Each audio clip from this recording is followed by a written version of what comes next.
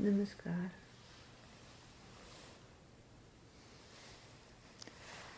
When you enter into spiritual life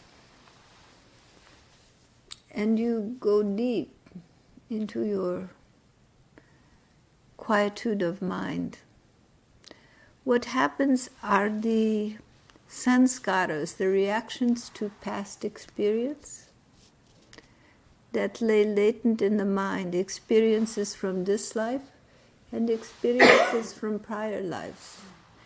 Those latent mental tendencies rise to the surface. And many times the difficulties that you have in life begin to surface as you do spiritual practice. Because when you quiet the mind, the conscious mind comes close to the subconscious mind. And those reactions which you have been carrying within rise to the surface. So when people have near-death experiences and the mind is in a quiet state, these experiences rise, and you will notice that people's lives are often very different after those experiences. And when you do deep meditation, the same occurs. And also, if there is a state of faint, where the mind is suspended, it can cause these suppressed emotions and experiences to rise to the surface.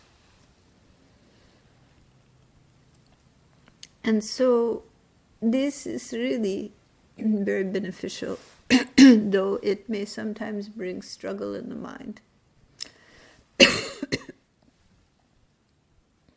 For there is the experience of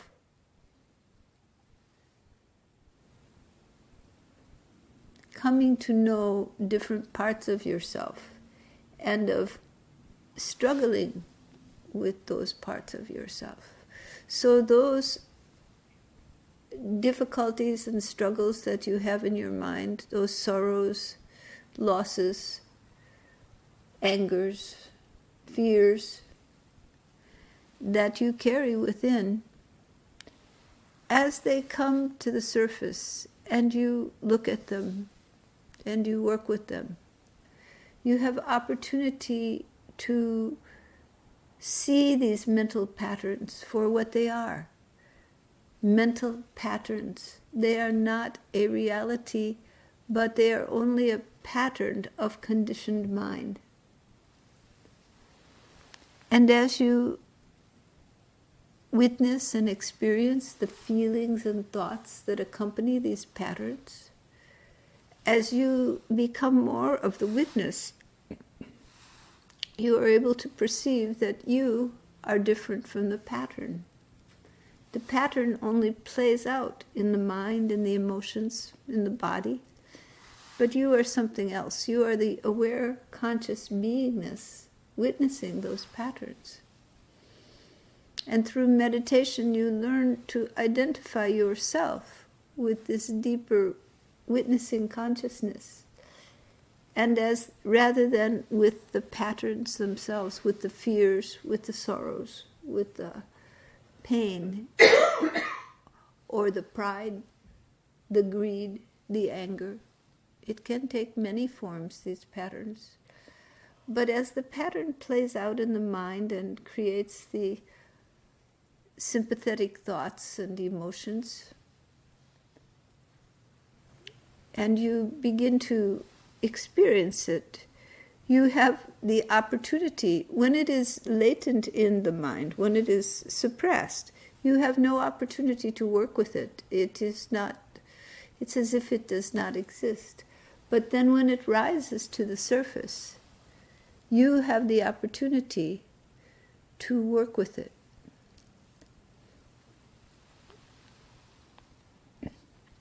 There are several ways that in yoga these patterns are worked with. One is to cultivate the opposite. So if your tendency is to be greedy, cultivate generosity. If your tendency is to hoard, cultivate openness and generosity. Give away.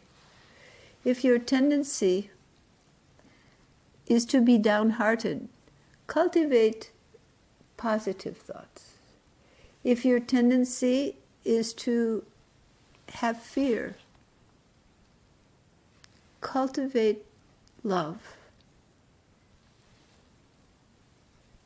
Cultivating the opposite allows you to work with these tendencies of mind. But that alone is insufficient. Also, in the yogic practices of the yamas and niyamas, there is the development of tendencies of mind which strengthen the mind. And as the mind becomes stronger, established in the yamas and niyamas, then the tendency to fall into these fears and sorrows and angers and all mental types of imbalances becomes less. You become established in calm equanimity through purification of the mind, through the development of contentment, through the development through reading scriptures, through contemplating the nature of the self, through developing selfless love and compassion, kindness, through being truthful, through having loving kindness and avoiding doing harm,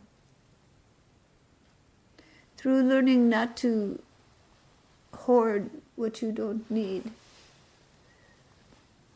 Through all of these practices, you strengthen the mind so that you're better able to handle these mental patterns that rise, that have arisen due to reactions to past experience. These patterns do not come out of nowhere. They are in response. They are indentations in the mind made by past experience. And some of them are very deep, very traumatic. You may not know where they come from because they come from the deep past, beyond your memory. Or they may come from your early life, or from experiences you've had along the way.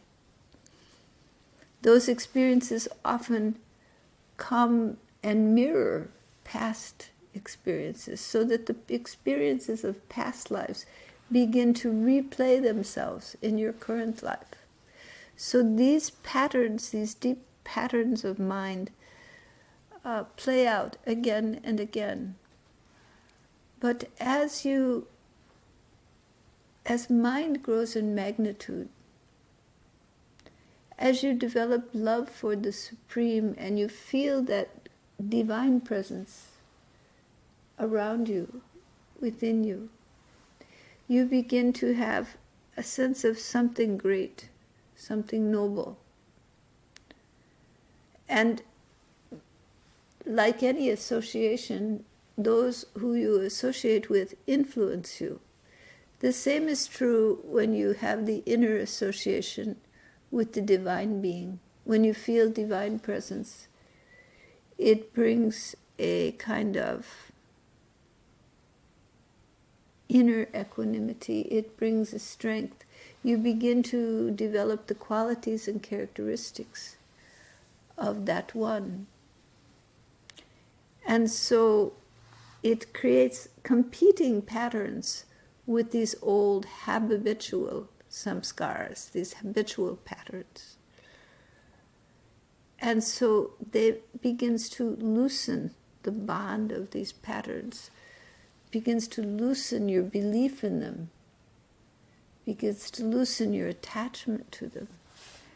And slowly, as you can see yourself separate from these patterns of mind, you can dissipate them. You can cultivate the opposite. You can choose what you will think and feel. And this becomes more and more possible through the cultivation of your relationship to the great. And the working with these bondages, these patterns in the mind, strengthening the mind through the spiritual practices of right action in the world, through the yamas and niyamas, you become able to maintain more equanimity and to not be the slave of these conditioned mental tendencies.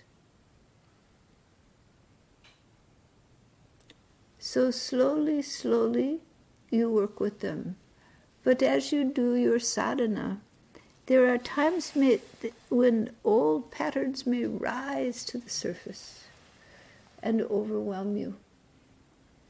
Do not be harsh on yourself. Do not think, oh,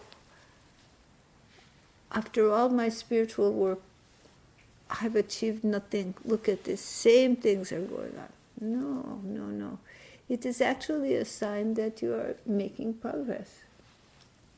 That these tendencies are there for you to work with. To learn to separate yourself from them. To witness them. To love and accept them, rather than try to suppress them, push them away. Everything is part of the infinite. There is nothing outside of the infinite.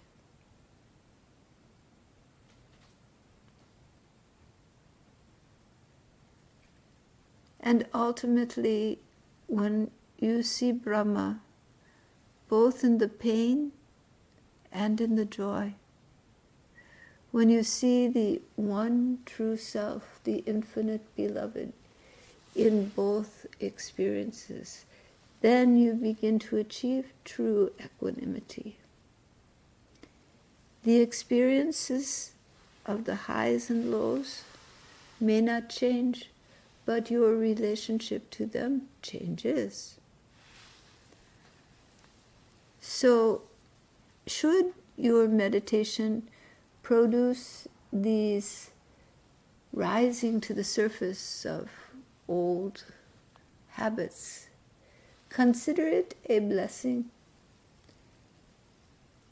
Take the shelter of the Supreme and let that one help you and guide you through the shadows of the mind to the pure light of the infinite.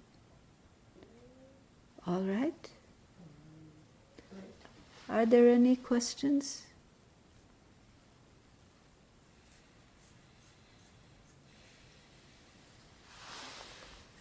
Let's go.